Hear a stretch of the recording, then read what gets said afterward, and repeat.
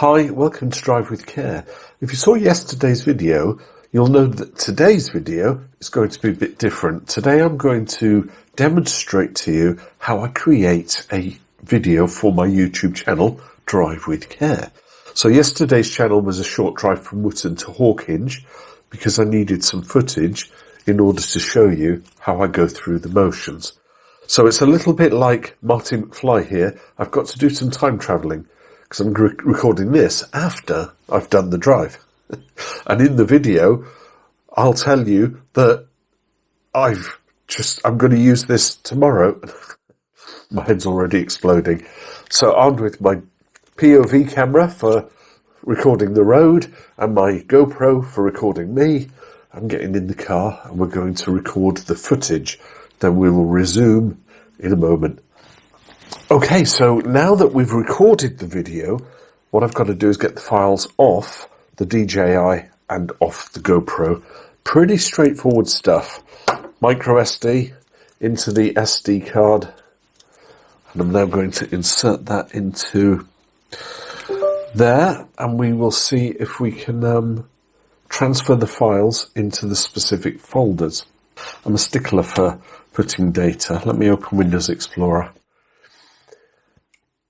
I structure everything appropriately. So in my videos folder, I've got my folder called Movie Maker. I just called it that. And as many of you know, I have multiple channels. So I've got my Drive with Care, my photography, my main channel, and my Tudor travels. And then I've got a few other things there. But what I've got to do is get the data off the DJI and the GoPro. So within my Drive with Care folder, I've got a few templatey things that I've structured. I'll show you them in a minute. I've got my build area. So in there is where I hold all the data that I've pulled off the devices. So in my DJI folder, you can see I've already got a couple of files in there. Let's open a new window and we'll get the link to the SD card. I can see that these are my two driving from Wootton to Hawkinge, so I'm going to take them off there and insert them there. I'm also going to do the same for the files on here, so let me get them transferred. We'll get to the next stage. Okay, so I've got everything downloaded off the DJI, off the GoPro. This is where everything works for my Drive with Care. So I've got my build folder, where I store all my clips from the devices. So there's my DJI, there's my GoPro. I now use audio that's Wi-Fi, which connects to the bottom of the DJI. It's obviously recording right now. I used to record my audio separately using this, but I don't need to do that now. So technically I don't need this audio folder. Anyway, at the beginning and the end of each of my videos, you get this little screen, intro, do, do, do, do, do, do. So I've got an intro video and an outro video. And then go back one. I've got a folder for my generic audios, so when you hear I've made a mistake and I do a bell, or I get the digital when I see a hazard, I get them from there. And in my images folder, well, I've got a folder for those counters. Do you remember I did some drives in the rain? Every time I saw a car without headlights, I used that. All my street signs are here, alphabetized. Every street that I've driven on that I've used in my videos, I've made a little JPEG. They're not very big, 18K, really tiny. But I don't know if it's just me, but there are other people who do driving videos, and I just felt like I wanted to have something that was slightly different. So I like putting the little street signs on the bottom left. And then I've got all the road signs from the highway code, and I've turned them into JPEGs. So like all my speed limits here, all with orange backgrounds, because sometimes we get an orange background on a sign. And I'll show you when I start overlaying them in the video creating software, how we use something called chroma key to turn specific colors invisible. A bit like a PNG file, if you're familiar with that kind of thing. So I've got all of those, and it's really just a case of I've got to get them in. Now, I do my video development in 3 stages. First of all, I take the DJI and I take the GoPro so that I can have a little image up here in the top right, wherever it is. I put it on the screen for you. I think it's up here, isn't it? And so I have to build that first. So I'm going to demonstrate to you the 3 processes that I do. I'm not going to have you sit through how it renders, but I am going to show you those processes. So let's start by launching Cyberlink's PowerDirector version 18. This is the software that I use to develop my videos. It's one of these intuitive timeline preview screen here and the data content there. I can do file open, but I'm just going to click and drag. So let's get my audio in, my DJI files in. They're in. Get the GoPro in. So the first thing I have to do is create the timeline. So I'll put the DJI stuff there first. If I just went somewhere random and played it, a hazard. You see it running. Makes sense, doesn't it? I'll just reduce that for a second. This piece of software has got a thing called synchronize audio. Now, if I played this bit, this is the GoPro. And action. I always do an action. You're watching this? That's the audio from this GoPro, just from the little mic that's tucked up here.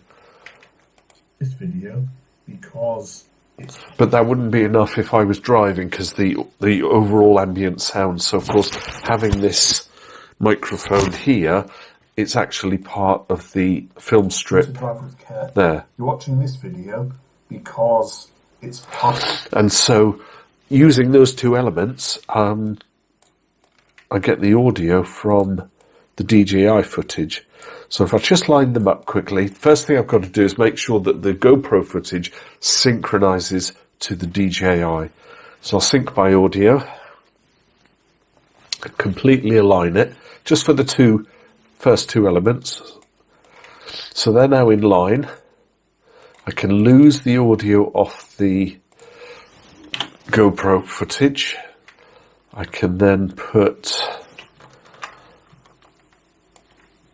the DJI back to back. I'll just mute that, just make sure that they're streaming together. Well, I am, but I'm not. There shouldn't be a click, it should just transition from one strip to the next. Very nice. Good. So now all I've got to do is make sure that all my clips are on the timeline. This is the first stage that I do. This is where I make sure that I've got my intro with me full frame. Then I've got me reduced in the top left. And then at the end of the video, I'm back to full screen.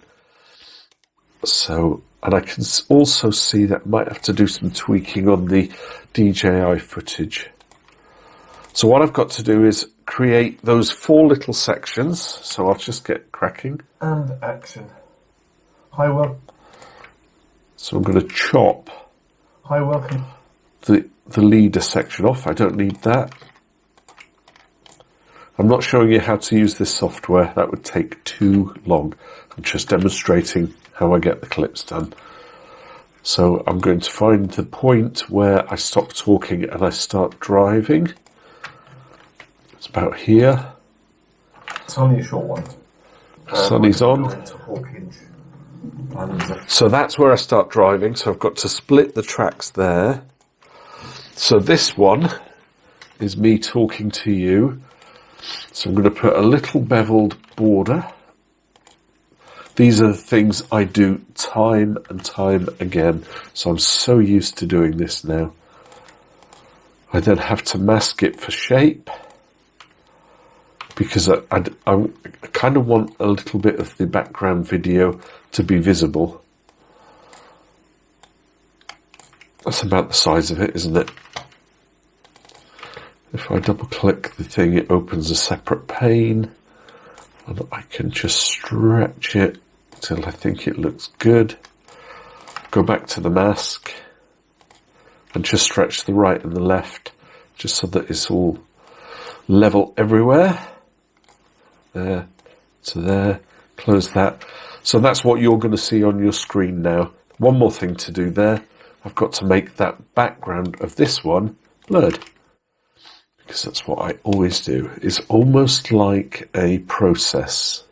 So you can see it's all correct. So now that I've done that, I want to use those settings at the end of the video. So I can just make sure that I'm happy with the contrast and the sharpness of this. Still got the hay fever. So I'll increase the sharpness by 15 points.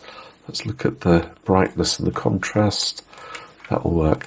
So now what I have to do is copy the attributes, but I also have to copy the settings for the mask. So first of all, I'll take a screen capture of these settings here using Microsoft snipping tool.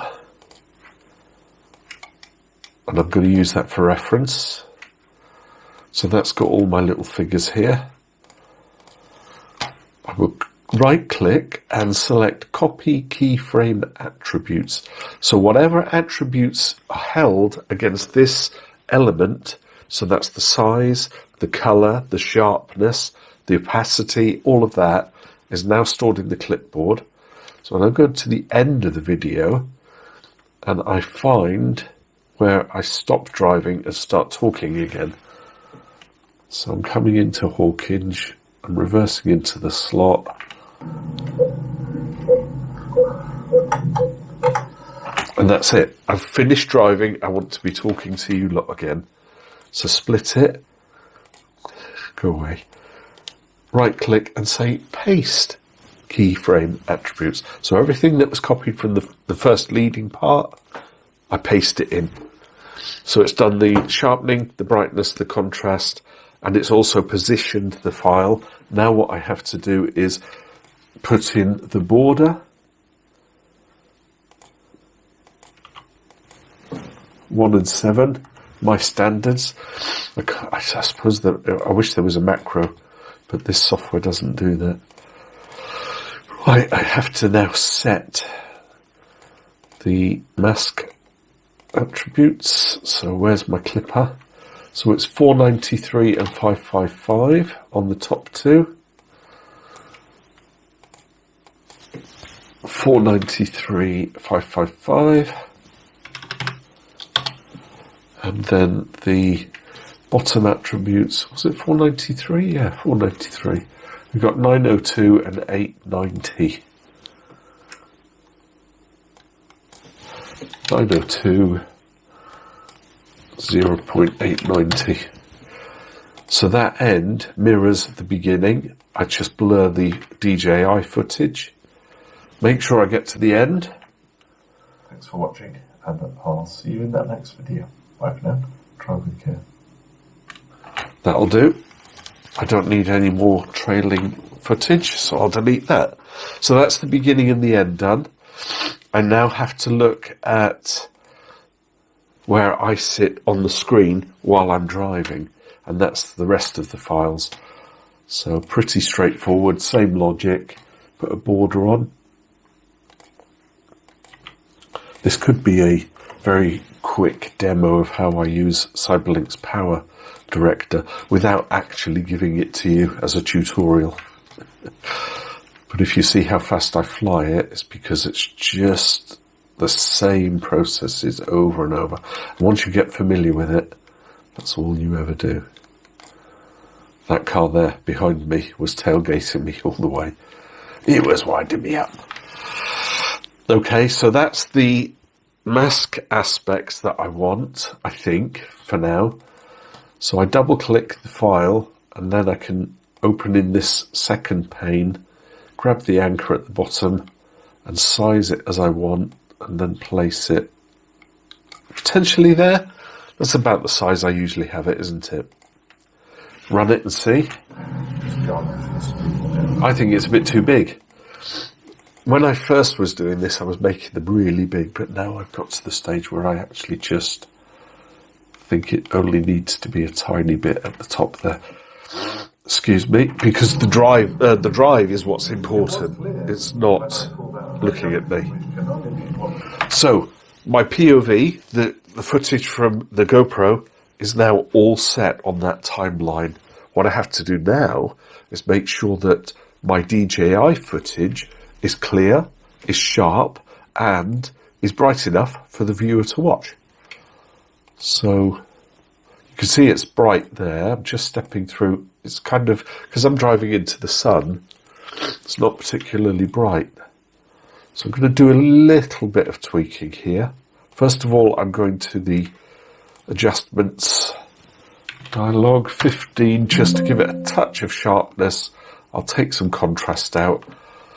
And then also, and this was John Kent's suggestion, if I left it at that aspect ratio, we're talking 24mm.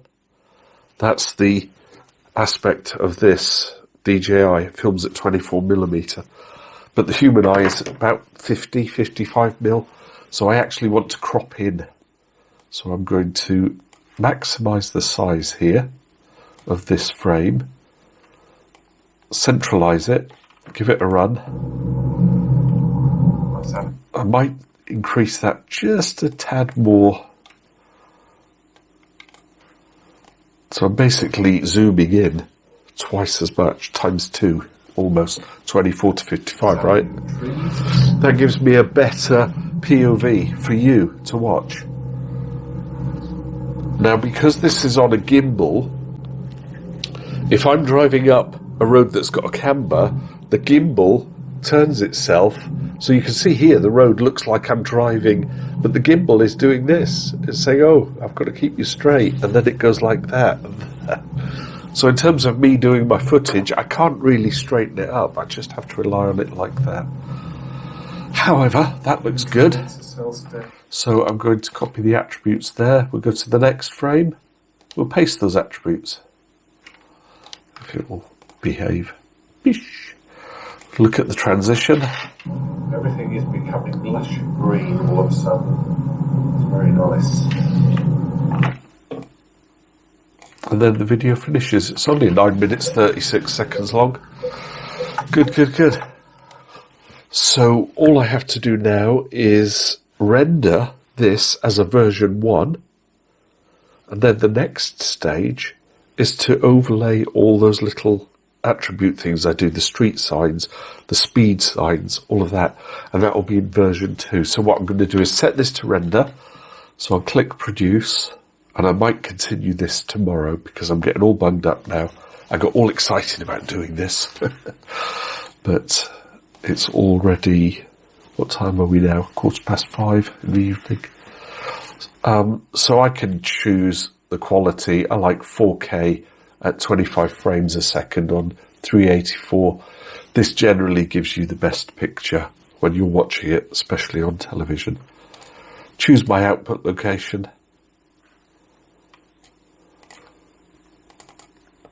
Again, going back to my build folder, I've got an output folder. All the previous ones I did. We're going to call this driving Wootton to Hawkinge. Version 1. Version 1 for me tells me that it's the GoPro and the DJI footage all in one place. All of the sizing and everything is done. It marries up. I just need this file as one single file now. So I'll click start. That's going to render. Down here it says 1 minute 44, 136, 126. Usually it's about 30 minutes to render a file. So it's obviously doing the Microsoft thing of, we estimate 45 minutes. And then suddenly it goes, we estimate 15 minutes. Look, 1 hour and 2 minutes. That's because I've done resizing. I've put sharpness on the layer, all of that kind of stuff. So I'm going to let this work now. And then we will adjourn for part 2, which will just be a screen transition from you. So, see you in the next bit. Okay, so it's day 2, and I'm going to do part 2 of my processing of the videos. And this is where I put the street signs, or the street names, in the bottom left of the screen. So on screen here, I've obviously got a blank creative PowerDirector. So what I'm going to do is import the file that I've just rendered, which is driving Wootton to Hawkinge. Put that on the timeline. First and foremost, that's what I need to do. Now what I need to do, and I'm going to use Google Maps as my reference. It's usually quite good. So I know some of the streets that I naturally am driving. So I'm starting in this little point here, just at the corner.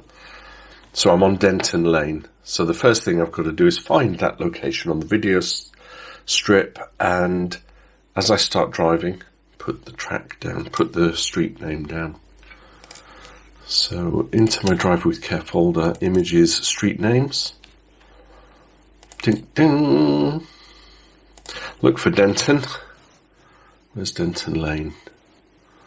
There it is. I'll drag that on there. It's kind of a laborious process, but you know, once you get into the swing of it, it doesn't take long. And 10-minute drive max, but I've got to treat it as a proper drive. So I'm on Denton Lane, put that on the timeline, stretch it out a little bit. It gives me a 5-second snippet, but I don't want it to run for 5 seconds, so I basically fade it out after about 3. This is where the masking comes in. I've created these images with a red background because I want them to have that beveled edge.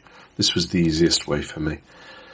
So I double click the element, go into chroma key, use my dabber, and I say anything that's red, make it invisible. Dish! All the red's gone. I shall drag that down to the bottom left hand corner. That will sit there. I'm not going to do the street signs and street names, you know, like A20, A260, that kind of thing. Just going to go through the whole strip now and put all the street names in where they should be, and then I'm going to render that. So it will look like this. Because when I do... Up comes the street name, show you how I do, and then it fades out. So now I've just got to find every time I'm on a different street. So I come down the hill, I then join Canterbury Road. Ding, ding, ding. Next one, Canterbury Road. Where are you? It's very hard to see when you've got the DJI right in front of the screen. First of all, as I did in the previous video, well, let's get it down here first. That's when I join Canterbury Road. I'm going to right click on this one and select the keyframe element. So that's going to do the resizing and the positioning and the fade out. It's copied those elements. So first and foremost, it doesn't copy the chroma key, so I have to do that with every one. That's fine. And now I will paste, puts it where I need it, minimize that, don't need that. In order to show you, pretty straightforward run.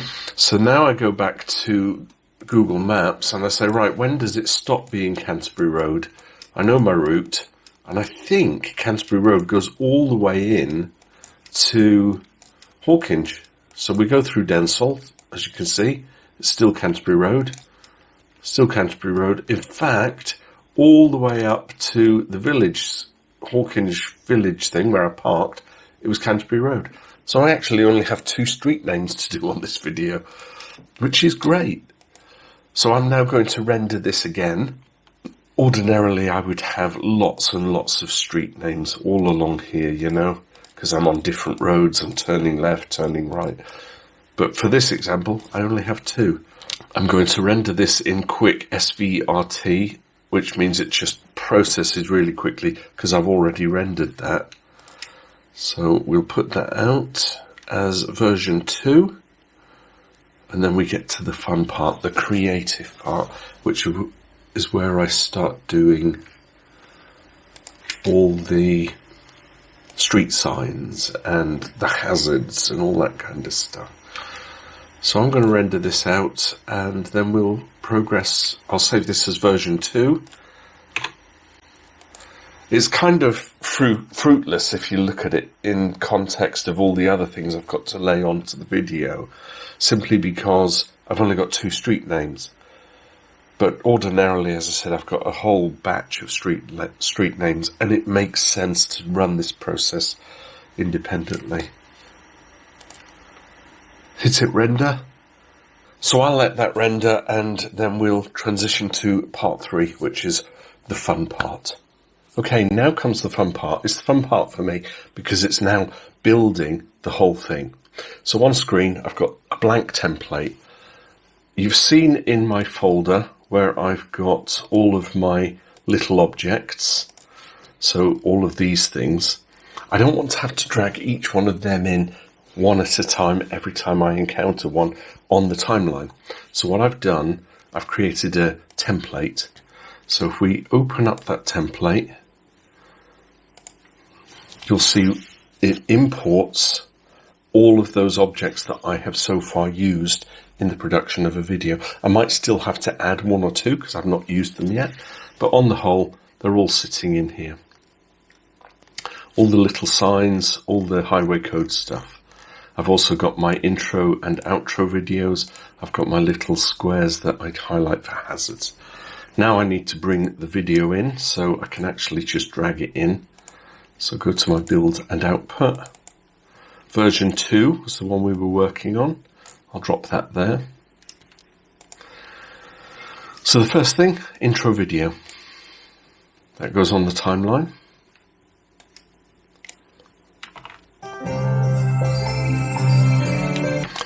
And at some point near the end, it starts fading out. I want to drag my video on. I've chosen the wrong one, haven't I? It's the Hawkinge one I want. This is the video you saw yesterday, and I'm creating it today. It's all so confusing. I'll do a crossfade. It's just one of the attributes, so it fades one out and one in.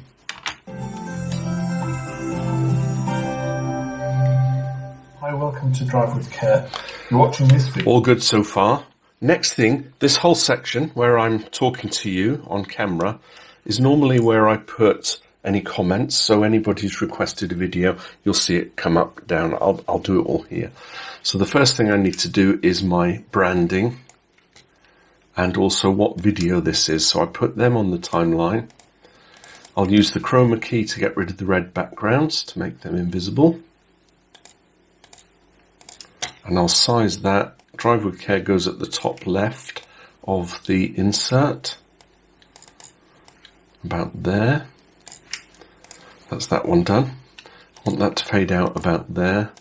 I want this one to fade out about the same place. Double click that so that I can activate the chroma key. It opens a separate dialog box, but I can work with that. I will make this the same size. So first of all, hover it on there, reduce it in size so that I've got the same size. It's all the branding, isn't it? And that sits on the right. So it'll go like this. Because it's part of a 2-part video. You see them popping up? So I need to give you an intro. I've got no other things that I need to talk about on here. So I'll find the part where I'm driving. And basically I just skim along till I see the first road signs. We've got a giveaway and a 30 miles an hour. This is where the key frame attributes come in handy. So the first thing I want is the giveaway, so I'll drag that on there. I shall maximize it a little. Now again, it's a 5-second, let's move that to the left a bit. It's a 5-second element, but I don't want 5 seconds. I want it at about 3 seconds, and I want it fading out. I'll double click that because the sign, as we see on the screen in a second, does not have a yellow background, so I need to get rid of the yellow. So we'll use the chroma key to get rid of that, and then I'll resize that up to the left, roughly about there. All good and well. I shall copy the attributes, then I shall find the 30 mile an hour and slot that underneath, make it the same size. I'll get rid of the yellow.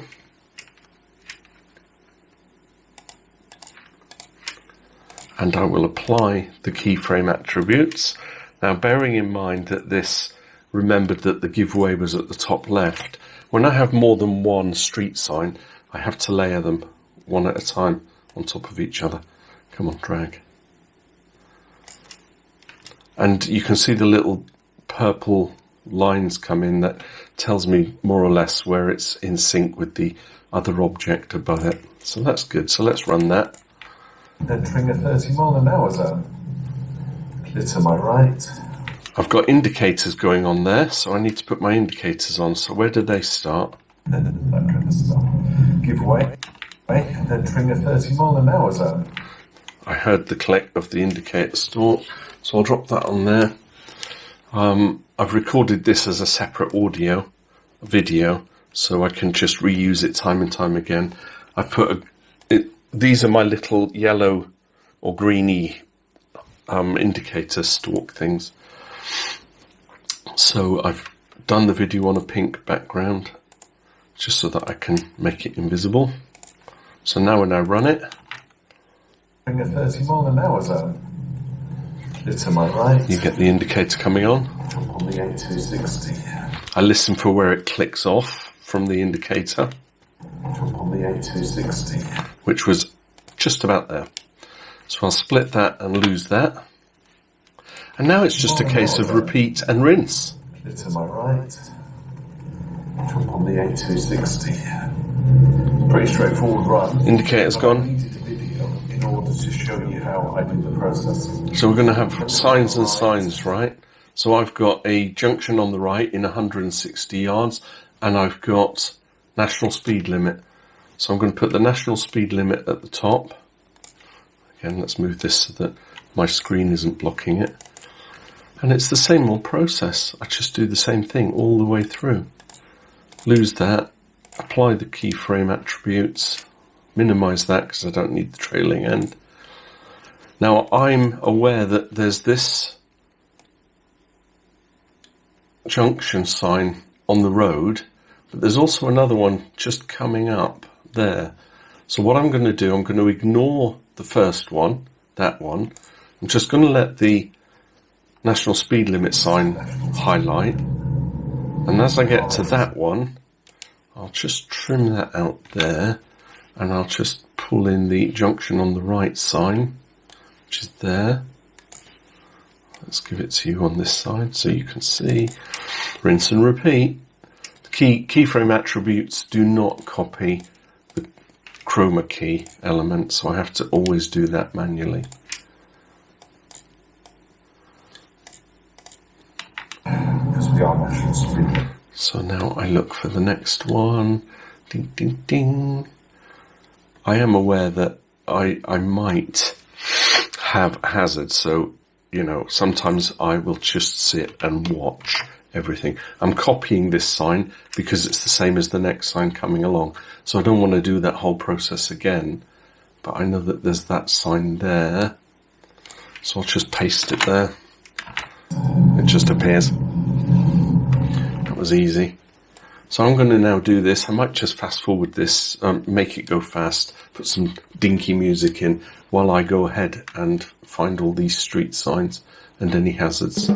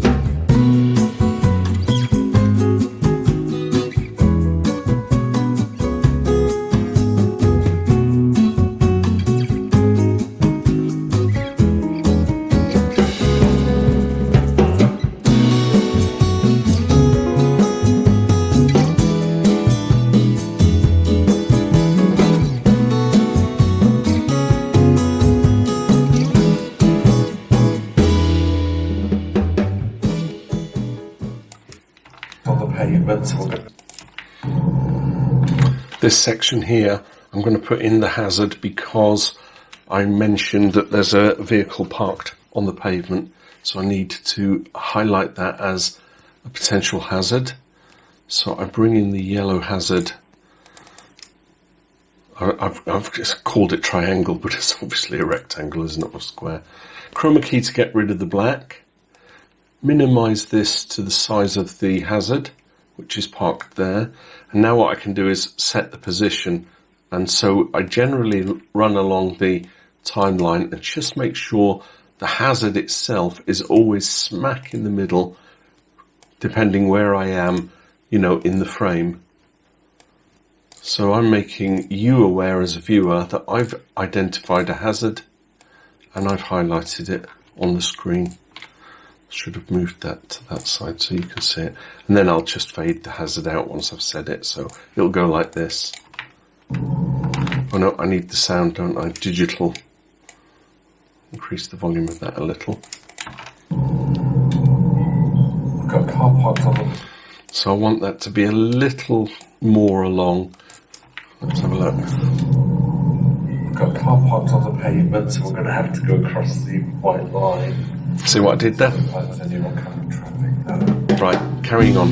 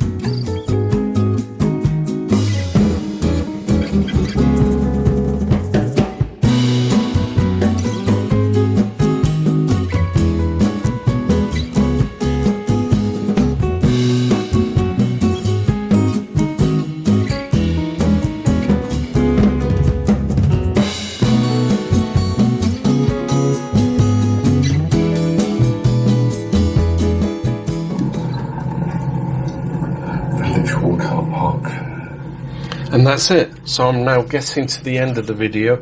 I've covered all the street signs, all the speed signs, all the hazards that I've encountered.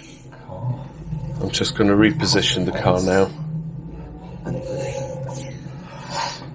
That's all good stuff. Reversing in. I think the only last thing to do is put the outro video on, so let's just minimise that a little bit. We'll get here, find the point,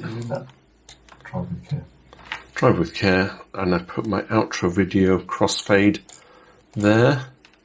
See what it looks like.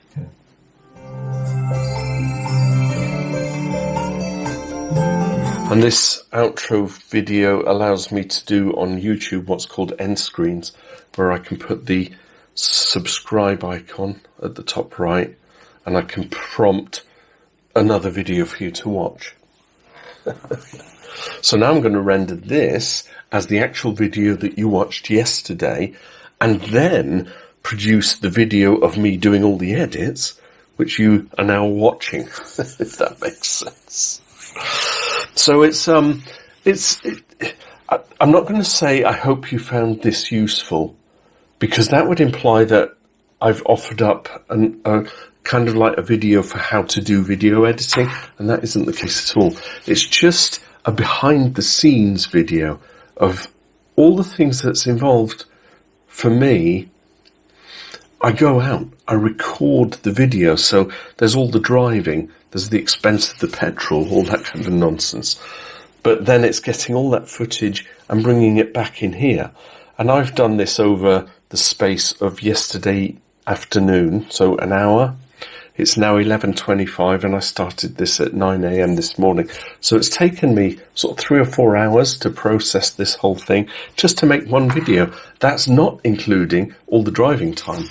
So yeah, there's a lot involved. I really enjoy doing it. And of course I'm a glutton for punishment because I've got 3 other channels apart from this one. My photography does the same thing. And I've done a video on how I create my photography channel ones. I'm not going to do it for the other ones, but I think you get the gist. So yeah. Did you find it entertaining or useful? I don't know. What I normally would do is say, so it's all back to front. Like and subscribe. So what I'll do is I'll just put I've got 2 here. I've got the branding one, which doesn't have a like. It just prompts people to subscribe. Or I've got this one, end screen, which comes up. Well, that's the like. This is the one I meant. Which comes in with the like, subscribe. Everyone on YouTube does it, don't they? Because that's what, a viewer will watch the video. And I do this. I'll watch Thomas Heaton or Henry Turner in their photography channels, and I'll forget to hit the like. So having them prompt me, don't forget to hit the like, is very much a case of, oh yes, sorry Henry, sorry Thomas, I forgot. I'll do it now. It will make sense when you see the next. So it's a chroma key thing. Get rid of the green background. Green screen, right? Resize it so that it's not covering my face, because I've got a lovely mug. So it's all back to front, but it will make sense when you see the next video. Thanks for watching, and I'll see you in that next video. Bye for now. Save that. I'll render it out. You've seen yesterday's video. You're now watching this one. I've now got to put these 2 files onto my laptop and go to my coffee shop, which has got fibre optic broadband, and load them both up. Because I can't do it here in the middle of nowhere because I've got 1 megabit upload. Shocking. Thanks so much for watching. It was a labour of love, but I wanted to do it anyway. So a departure from the driving. We'll get back to them soon. Bye for now. Drive with care.